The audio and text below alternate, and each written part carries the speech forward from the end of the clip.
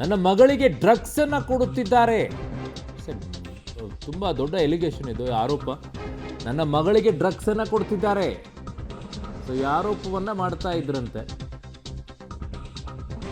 ಯಾರು ಏನು ಎತ್ತ ಅನ್ನುವಂಥದ್ದನ್ನು ನೋಡಬೇಕು. ನನ್ನ ಮಗಳಿಗೆ ಡ್ರಗ್ಸನ್ನು ಕೊಡ್ತಿದ್ದಾರೆ, ನನ್ನ ಮತ್ತು ನನ್ನ ಮಗಳ ಮೊಬೈಲನ್ನು ಹ್ಯಾಕ್ ಮಾಡಿದ್ದಾರೆ. ಇದು ಹಲವರಿಗೆ ಅನುಮಾನ ಬರುತ್ತೆ. ನನ್ನ ಮಗಳ ಲ್ಯಾಪ್ಟಾಪ್ ಕೂಡ ಹ್ಯಾಕ್ ಮಾಡಿದ್ದಾರೆ. ಸೊ ನನ್ನ ಮಗಳಿಗೆ ಡ್ರಗ್ಸನ್ನು ಕೊಡ್ತಿದ್ದಾರೆ, ಈ ರೀತಿಯಾದಂಥ ಆರೋಪವನ್ನು ಅವರ ಪತ್ನಿ ಪಲ್ಲವಿ ಅವರು ಮಾಡಿದ್ರಂತೆ ಹಿಂದೆ. ಸೊ ಇದು ಲ್ಯಾಪ್ಟಾಪ್ ಕೂಡ ಹ್ಯಾಕ್ ಮಾಡಿದ್ದಾರೆ ಅನ್ನೋದು ಈ ಕೆಲವರಿಗೆ ಅನುಮಾನ ಬರುತ್ತೆ. ಅವ್ರ ಮೊಬೈಲ್ ಹ್ಯಾಕ್ ಆಗಿದೆ, ಅವ್ರ ಸಿಸ್ಟಮ್ ಹ್ಯಾಕ್ ಆಗಿದೆ, ಈ ಥರ ಅನುಮಾನಗಳು ಬರುತ್ತೆ. ಡ್ರಗ್ಸ್ ಕೊಡ್ತಾ ಇರುವಂಥ ವಿಚಾರ ಒಬ್ಬ ತಂದೆ ತನ್ನ ಮಗಳಿಗೇನೆ ಡ್ರಗ್ಸ್ ಕೊಡುವಂಥದ್ದ. ವೆರಿ ಶಾಕಿಂಗ್ ಸ್ಟೇಟ್ಮೆಂಟ್ ಅದು. ಸೊ ಪತಿ ಓಂ ಪ್ರಕಾಶ್ಗೆ ಒಬ್ಬ ಉಗ್ರನ ನಂಟೂ ಇದೆ ಅಂತ ಹೇಳ್ತಿದ್ದಾರೆ. ಇದು ಇನ್ನೊಂದಿಷ್ಟು ಗಂಭೀರವಾಗಿರುವಂಥ ಆರೋಪ ಅದು. ಓಂ ಪ್ರಕಾಶ್ ಪತ್ನಿ ಪಲ್ಲವಿ ಗಂಭೀರ ಆರೋಪವನ್ನು ಮಾಡಿದರು.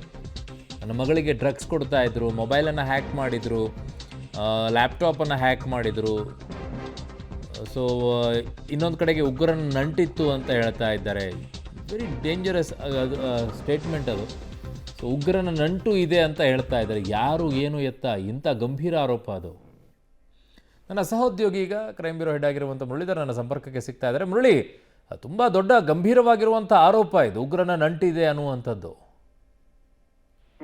ಅದು ಅರುಣ್, ಏನಂದ್ರೆ ಈ ಪ್ರಕರಣಕ್ಕೆ ಸಂಬಂಧಪಟ್ಟಂತೆ ಕಳೆದ 10 ದಿನದ ಹಿಂದೆ ಈ ಓಂ ಪ್ರಕಾಶ್ ಅವರು ಮತ್ತು ಪಲ್ಲವಿ ಅವರ ನಡುವೆ ಇಬ್ಬರ ನಡುವೆ ದೊಡ್ಡ ಮಟ್ಟದ ಗಲಾಟೆ ಆಗಿತ್ತು. ಗಲಾಟೆ ಆದಂತ ಸಂದರ್ಭದಲ್ಲಿ ಆಕೆ ಸಾಕಷ್ಟು ಬಾರಿ ಇದೇ ರೀತಿಯ ಪ್ರಯತ್ನಗಳನ್ನ ಮಾಡಿದಾಳೆ ಓಂ ಪ್ರಕಾಶ್ ಅವರ ವಿರುದ್ಧ ಪ್ರಕರಣನ ದಾಖಲು ಮಾಡ್ಲಿಕ್ಕೆ. 10 ದಿನದ ಹಿಂದೆ ಈಗ ನಮಗೆ ಸಿಕ್ಕಿರುವಂತ ವಾಟ್ಸ್ಆಪ್ ಮೆಸೇಜ್ ಏನಿದೆ, ಆ ಮೆಸೇಜ್ ನಲ್ಲಿ ಆಕೆ ಸಂಪೂರ್ಣವಾಗಿ ಡೀಟೇಲ್ ಆಗಿ ಬರೀತಾ ಹೋಗುವಂತದ್ದು. ನನಗೆ ಎಷ್ಟು ವರ್ಷಗಳಿಂದ ಈ ರೀತಿಯ ತೊಂದರೆ ಆಗ್ತಾ ಇದೆ ಮತ್ತು ನನ್ನ ಮಗಳಿಗೆ ಆಗ್ತಾ ಇರುವಂತ ಸಮಸ್ಯೆಗಳೇನಿತ್ತು, ಆ ಸಮಸ್ಯೆಗಳಿಗೆ ಸಂಬಂಧಪಟ್ಟಂತೆ ಆಕೆ ಹೇಳಿಕೆಯನ್ನ ಕೊಡ್ತಾ ಹೋಗ್ತಾಳೆ. ಜೊತೆಗೆ ನನಗೆ ನನ್ನ ಮತ್ತು ನನ್ನ ಮಗಳ ಇಬ್ಬರಿಗೂ ಕೂಡ ಸ್ಲೋ ಪಾಯ್ಸನ್ ಅನ್ನ ಕೊಡುವಂತ ಕೆಲಸಗಳನ್ನ ಮಾಡ್ತಾ ಇದ್ದಾರೆ. ಜೊತೆಗೆ ನನ್ನ ಮಗಳ ಲ್ಯಾಪ್ಟಾಪ್ ಕೂಡ ಹ್ಯಾಕ್ ಮಾಡಿದ್ದಾರೆ. ಜೊತೆಗೆ ಯಾವ ರೀತಿಯಲ್ಲಿ ಹಿಂಸೆಗಳನ್ನ ಕೊಡ್ತಾ ಇದ್ದಾರೆ ಅನ್ನೋದ್ರ ಬಗ್ಗೆ ಆಕೆ ಸವಿರವಾಗಿ ಹೇಳ್ತಾ ಹೋಗುವಂತದ್ದು. ಜೊತೆಗೆ ಇನ್ನೊಂದು ಪ್ರಮುಖವಾದ ಅಂಶವನ್ನ ಅವರು ಅಲಿಗೇಷನ್ ಅನ್ನ ಮಾಡ್ತಾ ಹೋಗ್ತಾರೆ. ಮಸ್ತಾನ್ ಅಂತ ಹೇಳಿ ಒಬ್ಬ ಟೆರರಿಸ್ಟ್ ನ ಪರಿಚಯ ಓಂ ಪ್ರಕಾಶ್ ಅವ್ರಿಗಿದೆ. ಆ ಓಂ ಪ್ರಕಾಶ್ ಅವರು ಆ ಟೆರರಿಸ್ಟ್ ಅನ್ನ ಬಳಕೆ ಮಾಡ್ಕೊಂಡು ನಮ್ಮನ್ನ ಸ್ಲೋ ಪಾಯ್ಸನ್ ಕೊಟ್ಟು ಸಾಯಿಸುವಂತ ಪ್ರಯತ್ನಗಳನ್ನ ಮಾಡ್ತಾ ಇದ್ದಾರೆ.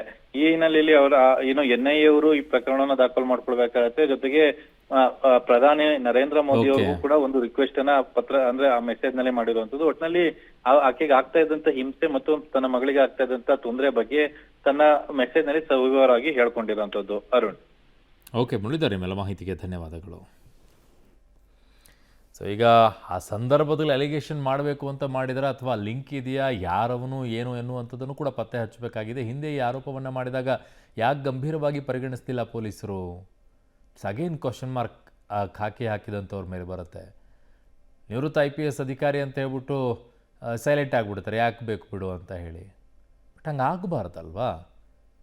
ಅವರು ಗಂಭೀರವಾಗಿ ಆರೋಪವನ್ನು ಮಾಡಿದ್ದಾರೆ, ಉಗ್ರ ನಂಟಿದೆ ಅಂತ ಹೇಳ್ತಾ ಇದ್ದಾರೆ.